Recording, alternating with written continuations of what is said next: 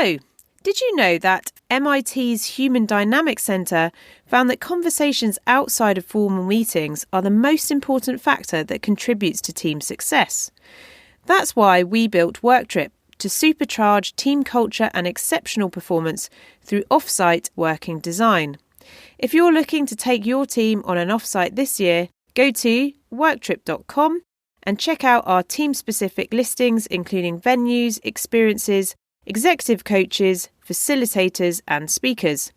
Our vision is to help all teams, from high-growth startups to well-established corporates, to get together, enjoy work and be productive. We scale those aha moments which unlock great things.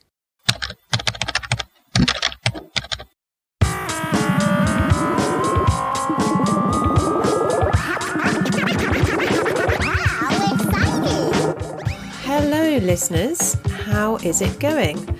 Welcome to the Edtech Podcast. Have you managed to prize yourselves away from ChatGPT, or are you still as fascinated as ever? How are you finding our series collaboration with Educate Ventures? Get in touch and let us know. In this episode, we throw back to the earlier days of EdTech and reflect on how EdTech is evolving and who it is serving. Chatting to Garry Pratt made me ruminate on this quote from Tech UK's recent Predictions for Technology in 2023 article, where an investment director at Target Global mentioned this. We'll continue to see the rise of the hybrid model in EdTech. Just as the place of work has evolved from the office to remote to a combination of the two since 2020, EdTech startups will have to grapple with a new model. This will entail corporate and consumer EdTechs having to retain the scalability and efficiency of online with the engagement of offline. This way of thinking is pretty central to my other work with WorkTrip, where we aim to help create a world which best supports this offline-online mode of learning within the workplace. And, dear listeners, thank you for being patient with me on the podcast. Because of your kind generosity on this front, we now have a platform up and running, 4 angel investors and lots of lovely customer briefs. But fear not, dear listeners, I hear you out there and I hope to bring you lots of lovely content too across 2023. So let's get to this chat with Garry Pratt, and big shout out to any US listeners. You'll be pleased to know Garry has just celebrated his US book launch, so you can now also get your hands on this great read from a fellow Brit. Enjoy!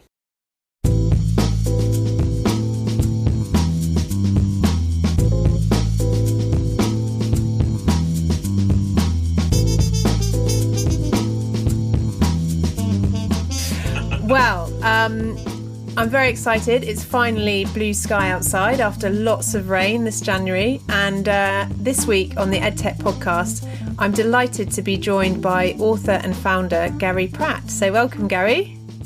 Thanks. I think very pleased to be here.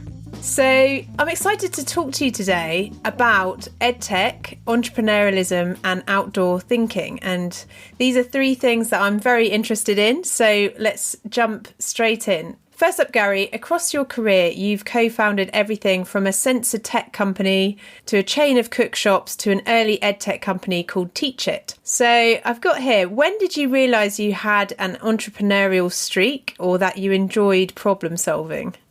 Good question. I'm not sure I ever realised I had an entrepreneurial streak. I think I realised I didn't particularly like working for other people is probably the key thing. So I did have what I term proper jobs in my 20s.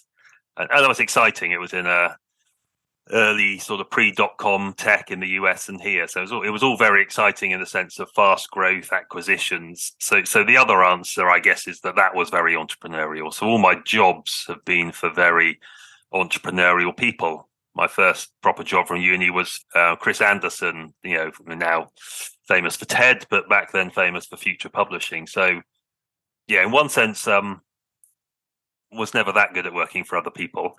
But on the other side, I guess the luck of having worked for very entrepreneurial people and companies, from my days at uni, I guess, straight in. So yeah, maybe a mix of the two of those.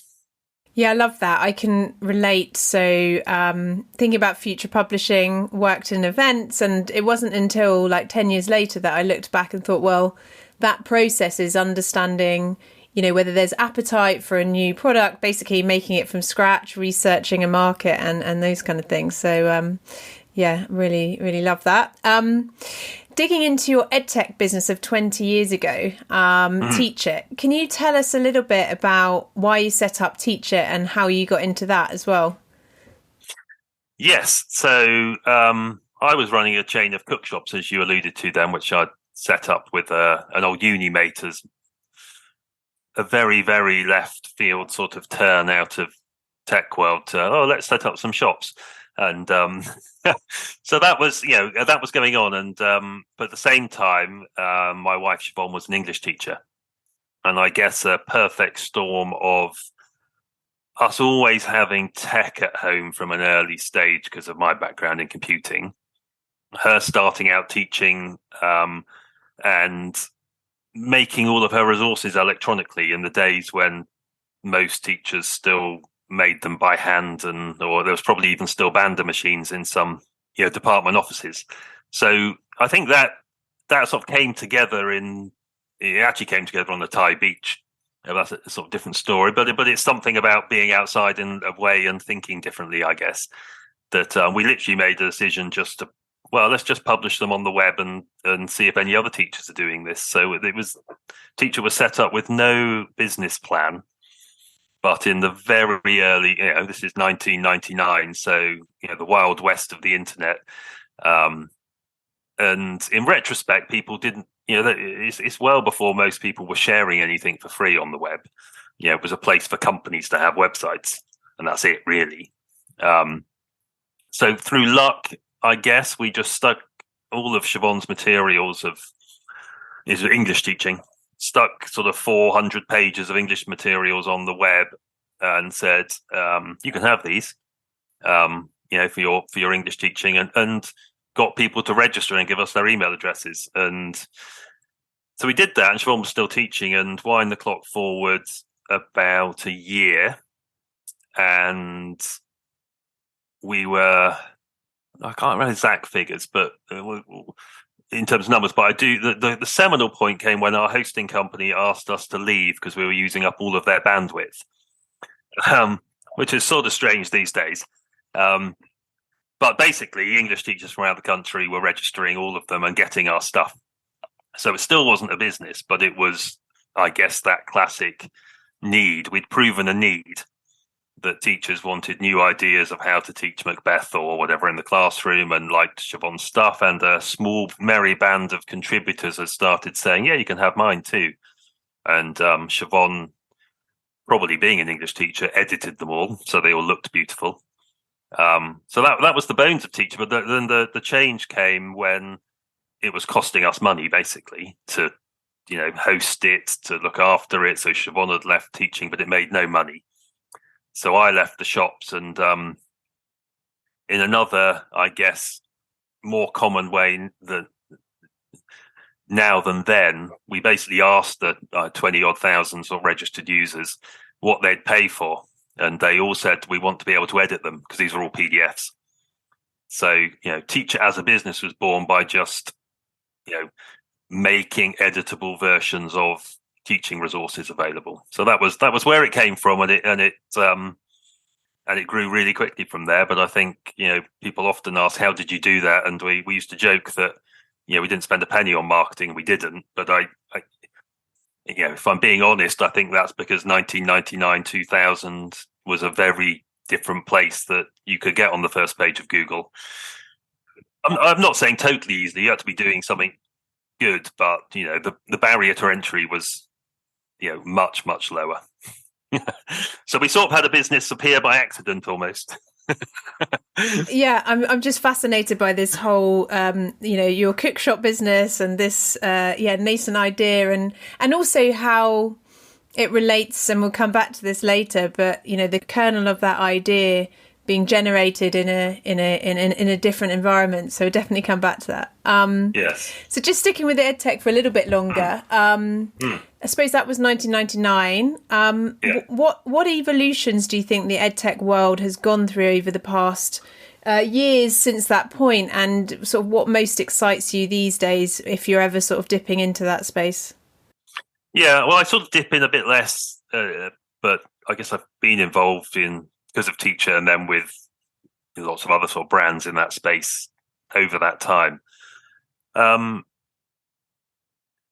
It was a rapid time of change in the early 90s, and that's not just in edtech, I guess, that was just tech. So, we were absolutely at the forefront of Teacher in terms of when interactive whiteboards went into classrooms and the first to make Flash sort of activities for interactive whiteboards. So, in one sense, as an edtech, any startup, you've got to be always innovating, yes? And I think we were very good at just a mixture of research, feedback, gut is just always changing what we were doing. But I also think that's the nature of, the education in one way never changes, does it? But I think, the desire for teachers, especially to want to be good at what they do, experiment, do things in interesting ways, doesn't go away. So anyone addressing that, I always find exciting. Another one, I was at after we'd sold Teacher, I was at a Publishers Association event giving a speech, and I'm not going to name any names, but it was so this is 2013 maybe, and the person on in front of me was from a big tech.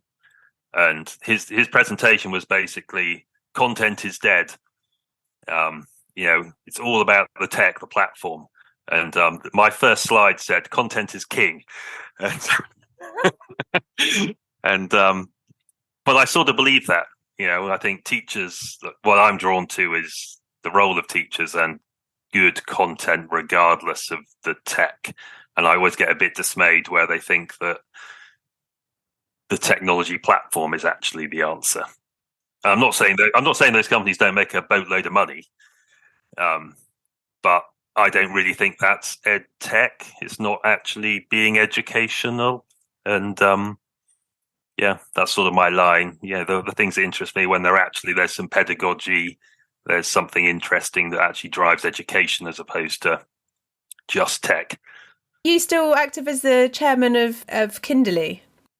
Yeah, so I met Garant, the founder of Kindly, through my work at the University of Bath, post sort of selling Teacher, doing some advice, because when it came to it, Teacher was a SaaS business in EdTech, and Kindly is similarly in the nursery space. So we sort of absolutely hit it off, and their ethos and aims to help people in their early years space be better at their job, have a bit of an easier life, and centered on the progress of children really appealed to me.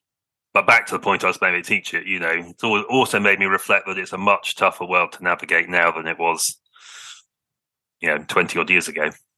To get traction and to grow is much tougher. I'm intrigued as well whether when you set out in 1999, albeit perhaps by mistake almost, when you look at that period of time, are you surprised by how far EdTech has come, or are you kind of slightly more hungry, wishing that more had been done? What's the kind of what would your interpretation of it be? That's a good question, isn't it? I think I'm a big fan of the slightly more international view, which has definitely come, and Kindly definitely navigates that space where you can draw on a much bigger pool of knowledge, expertise, content. So I think that's a real positive that's happened. And that's not just, again, EdTech. I guess that's just the nature of sort of globalization and things. So that's been a real positive. I still come back to that point about, I'd like a better definition of what is education technology, especially when it comes to the world of investment and things like that, because I'm not sure a lot of it is actually educating. So I'm not sure that's changed much in that time. But I think the really interesting, and I've got 3 kids now, they're all going through education or having in it, and I'm a fan of new technologies in the broadest sense. So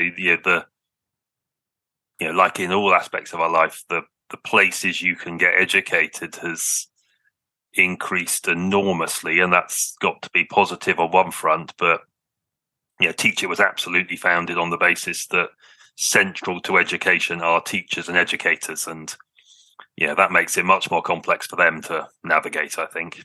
So any edtech that still champions the role of teachers and educators, I think, is a really sweet spot for me. So, moving on slightly, recently you published The Creativity Factor, using the power of the outdoors to spark successful innovation. So I've read the book. I've already bought it for 2 other people, so totally sold and really enjoyed it and loved it. So for our listeners who have not yet had that privilege, what's the central argument in this book that you basically put forward? Okay, so the central argument is that to be innovative is to be creative, and creativity is not the preserve of graduates from art school. Creativity is central to increasing innovation, to new ideas. So can't have those without fueling our creative juices.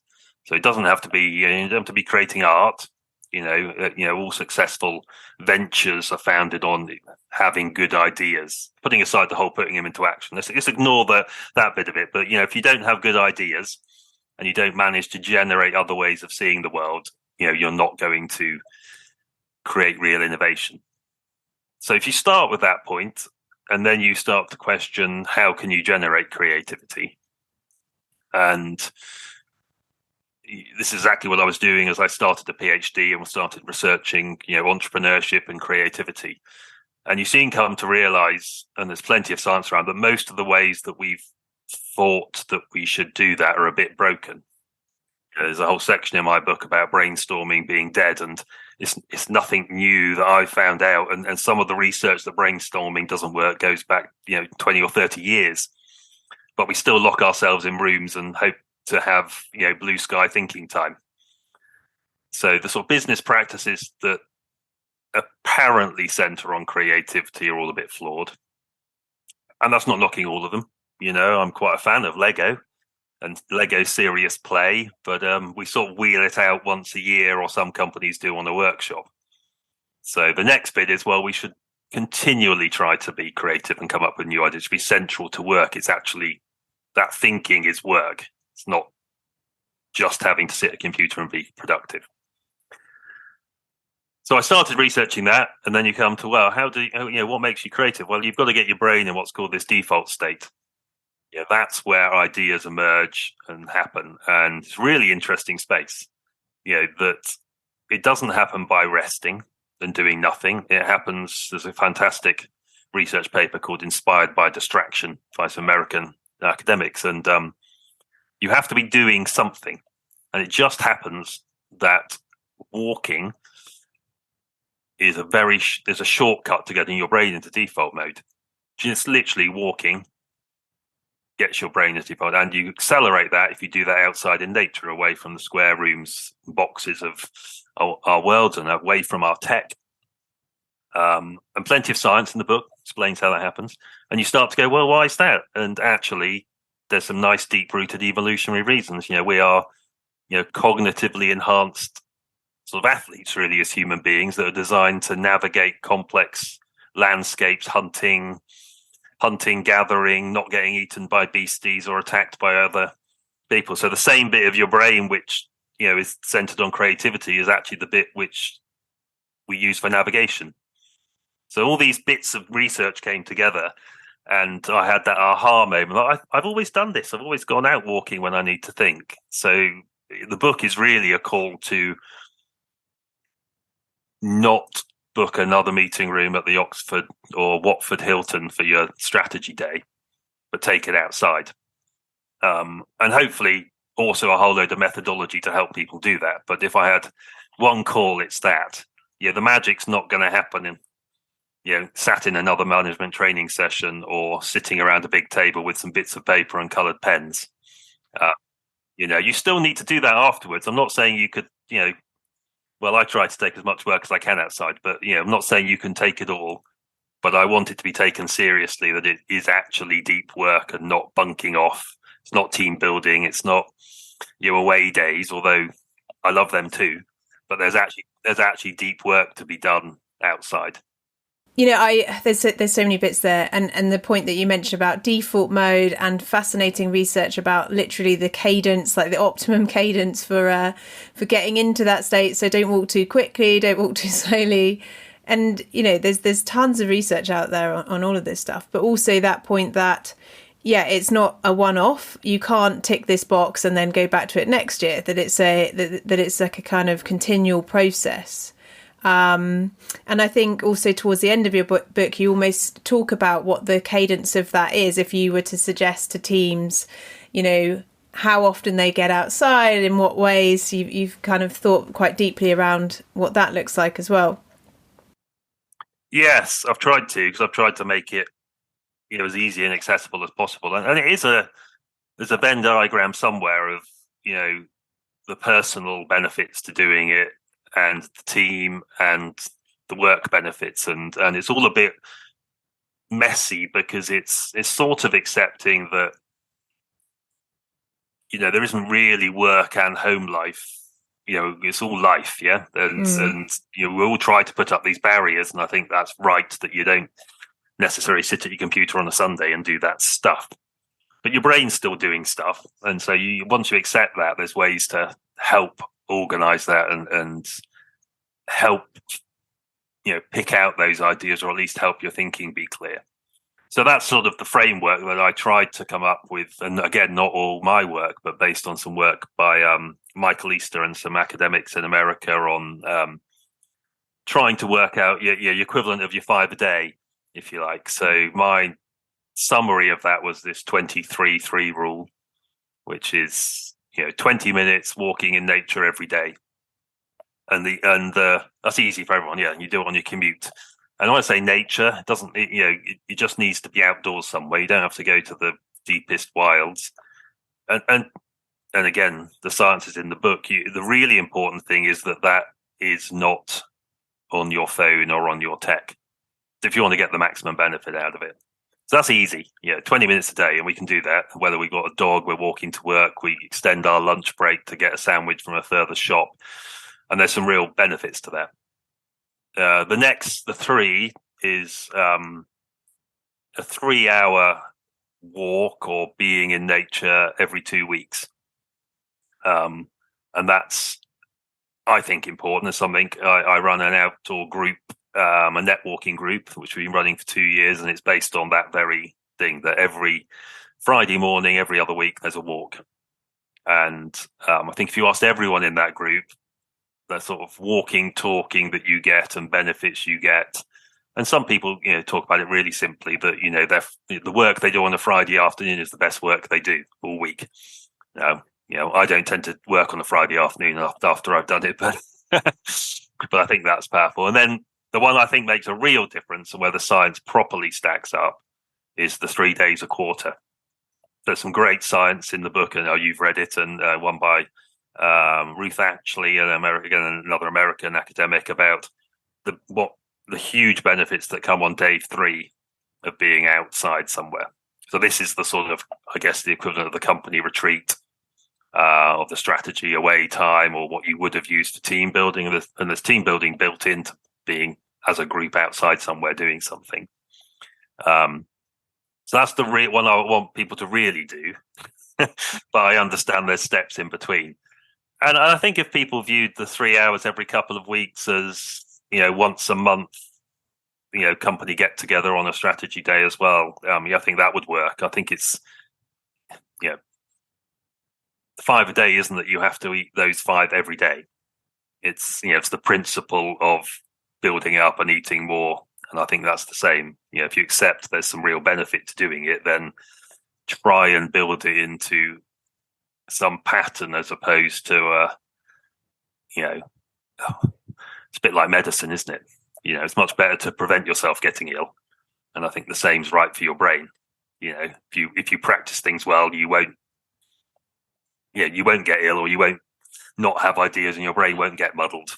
I love so much there. I mean, I listened to another podcast which I really love called Eat, Sleep, Work, Repeat. I don't know if you ever listened to that. And Bruce Daisley there was talking to Jeremy Utley from the D School at Stanford, and he talks again. So we're obsessed with productivity, and we're obsessed with like the idea that's going to unlock the next business revenue stream, or a shift in edtech or whatever it is. But actually, it's not about having the best idea. It's about generating a number of ideas, and from that number of ideas, you'll get to your quality idea. Yeah, so was that on his book Idea Flow? I think that's what it's called. Yeah, he's got a new book out called Idea Flow, which is it's not specifically about the outdoors, but absolutely just about find ways to generate lots of ideas. That you've got to have mechanisms to put them through the ringer. Well, and what I love about what you've said before is that in this time of economic concern and companies thinking about their cost base, I think you said before that going outside is like a very cost-effective way of generating innovation, of coming up with new ideas, of unlocking problems. And I just think that's really powerful. Like you said, it doesn't...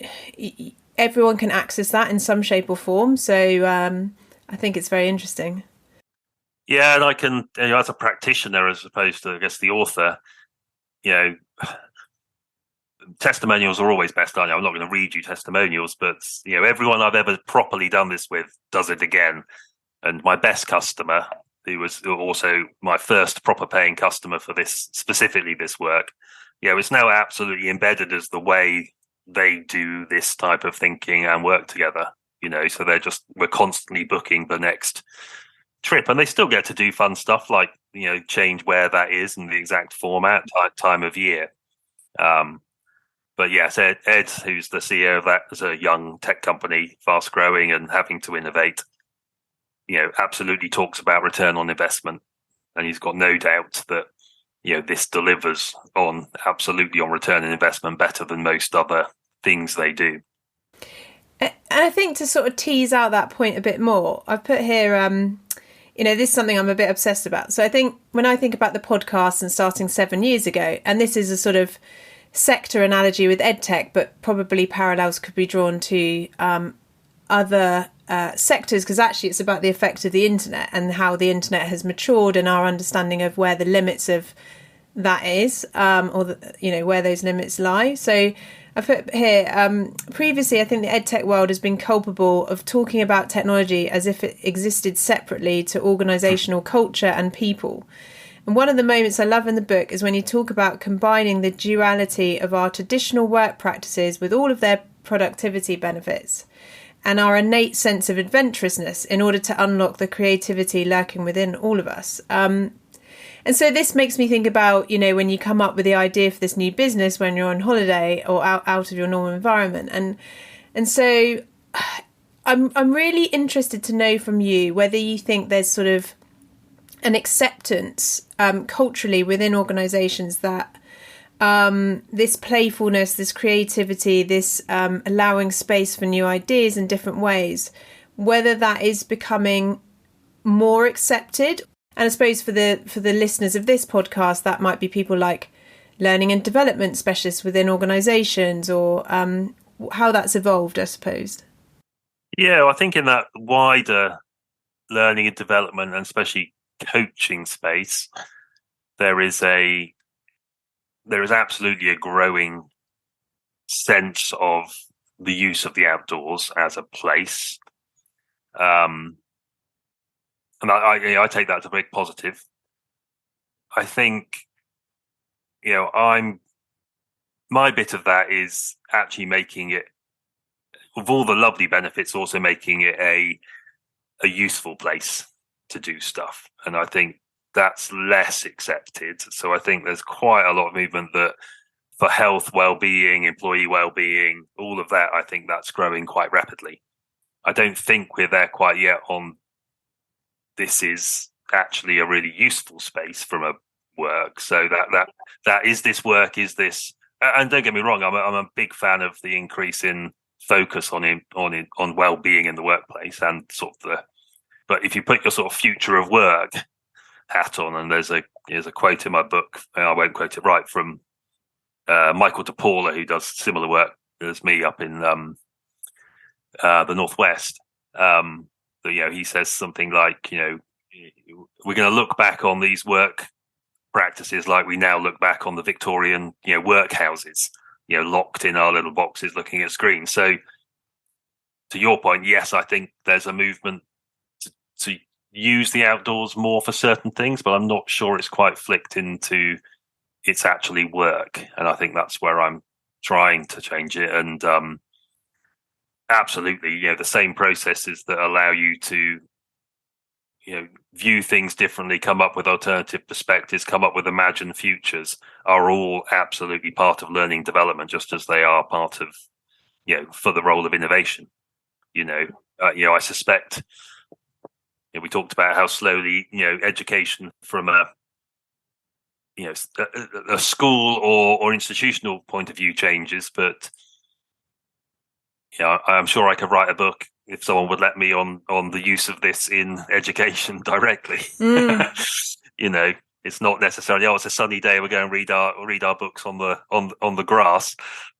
Well, and what's super interesting about that, I had this conversation with someone previously, and she worked, I think it was in early years. So it was in primary school. So she was a special educational needs in primary school.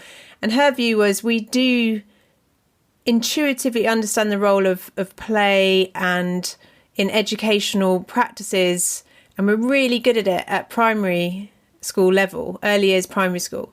And then slowly it just sort of dwindles away until the point when, as adults, we've kind of lost our ability to understand and that play is an acceptable form of being, especially in relation to learning and development. We always ask guests for books or people or projects or other recommendations that you absolutely love and rave about that you'd like to share with our listeners as well. Yeah, well, book-wise, obviously I've read lots recently in the last 2 years because I reference a lot of it. The standout ones for me are this one, which is called The Adventure Revolution by Belinda Kirk. So Belinda is a proper explorer herself and runs a thing called Explorers Connect. It's a sort of place that someone will put a call out saying team members wanted to walk across Patagonia in the middle of the winter or whatever, so it's that. But actually her call is it's very related to my book in terms of how adventure is hardwired into us as something that we want to do, a bit like play, and we sort of lose our adventurous side. But also the interesting thing is the book's very much that adventure isn't necessarily about 6 months in the Patagonian wilderness. It's about just doing something new and different and what that does to your brain. And that resonated a lot because even when I take walks, I do quite a lot of work in Morocco. I love Morocco, but actually just the fact of being in a slightly different culture changes the way people think and behave, and so it's sort of related to that. It's just, so it's not necessarily has to be super adventurous. So that one's resonated really well with me. My other favorite one is called The Philosophy of Walking, which is I reference a few times in the book, by Frederick Gross.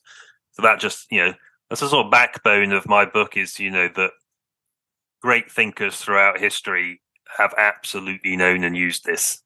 What I do. It's not, as you said, it's sort of nothing new. We all know it, and a bit like you're saying about play. We sort of stop playing Lego with our friends. We stop going and discovering bits of hillsides near our houses, all the stuff we did with kids, and sort of realizing that that's to be human. And actually, we've had it trained out of us. But some great thinkers, and philosophers and writers, maybe just had the freedom, whether that was mentally or practically, to carry on doing it. So I found that very enlightening. Have you ever had issues, just thinking of diverse teams, accessibility, where you've worked with teams where, perhaps one of the team members can't come along for physical reasons or... Yeah, it is an issue, and I absolutely accept it. I think the type of work I do means that it's sort of self-selecting to some ability, but I quite often have to design trips where it's not hard walking all day, but it's being inside. There's a few sort of nature camp type places that I use for my work, where we're more sedentary, but we're in nature and we're taking short walks. So, a lot of the science, as you've read, is, it's not about bagging peaks or conquering mountains. It's about moving in nature. So, I think to some degree that's accessible to most people. So it does come up, and but I think if you view it that way, I use walking because there's real science behind it. But you don't have to be walking for 8 hours up a mountain. It can be a 20-minute stroll through a wood. I have a very good cautionary tale, Garry, that underpins your recommendation that people leave their phones at home, and you're gonna laugh at this, and I'm gonna send you an invoice afterwards. So I was reading your book, and in a fit of enthusiasm, so I live on the edge of Dartmoor National Park, and it was absolutely peeing it down as it does, and I was like, right, I need to go out now. I'm going to go for a walk around the block, even though it's raining. So I messaged my friend, and we meet up and we go for a walk, and I'm always stealing my husband's clothes. So I nicked his coat and I put my phone in the inside pocket, and it was in an inside pocket, an iPhone. Other phones are available, and got back after an hour and completely killed it. So just got soaked. Yeah, so that was £579. But I said to my husband, I was like, oh yeah, it does say in the book actually you're meant to leave your phone at home. But yeah, so well, I understand leaving it at home is one thing, not having it off. There's there's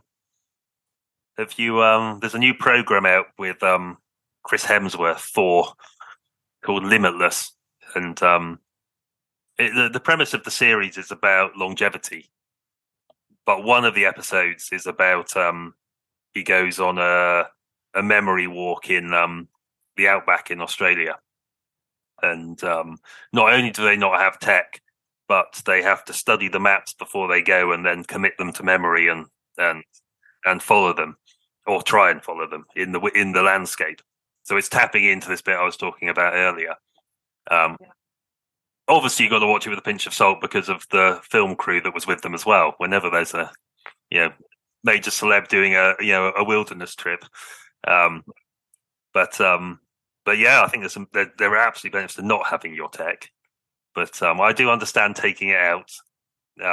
You probably didn't need it. You probably didn't need it to walk around the block, though, did you? Or in your local area?